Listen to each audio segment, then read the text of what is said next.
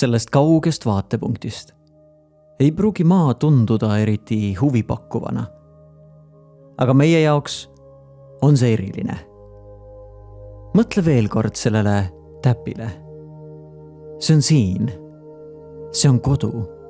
Siin oleme meie. Selle peal iga inimene, keda sa armastad, keda sa tunned, kellest sa kuulnud oled, iga inimene, kes eales on olemas olnud, elas oma elu siin. Iga meie naudingu ja kannatuse põhjus, tuhanded enesekindlad religioonid, ideoloogiad, majanduslikud doktriinid, iga kütt ja korilane, iga kangelane ja argpüks, iga tsivilisatsiooni looja ja hävitaja, iga kuningas ja talupoeg, iga armunud noorpaar, iga ema ja isa, lootusrikas laps, leiutaja ja avastaja, iga moraalijünger, iga korrumpeerunud poliitik, iga superstaar, iga suur juht, iga pühak ja patustaja meie liigi ajaloos elas siin, tolmukübemel, hõljumas päikesekiires. Maa on väga pisikene lava kosmilisel areenil.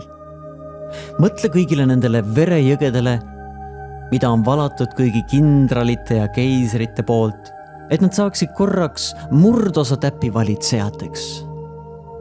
Mõtle nendele lõpututele julmustele, mida ühe selle pikslinurgas elavad inimesed on põhjustanud teises nurgas elavatele inimestele.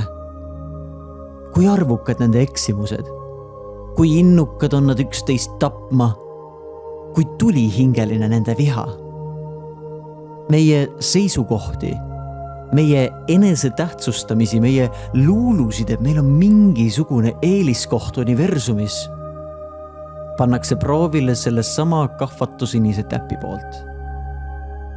Meie planeet on üksildane kübe suures kõike hõlmavas pimeduses.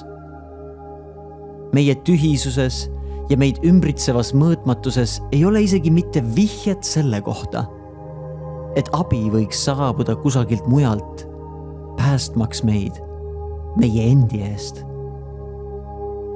Maa on ainus paik, vähemalt teadaolevalt, mis suudab toetada elu.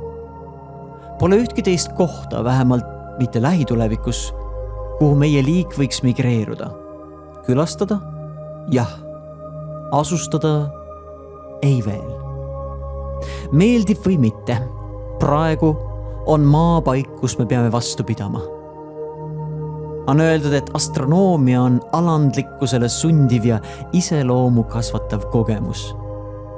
Pole ilmselt paremat demonstratsiooni inimliku upsakuse rumalusest, kui see kauge kujutis meie pisikesest maailmast. Minu jaoks rõhutab see meie kohust suhtuda üksteisesse lahkemalt ning säilitada ja hoida seda kahvatut sinist täppi. Ainsa kodu, mida me tunneme.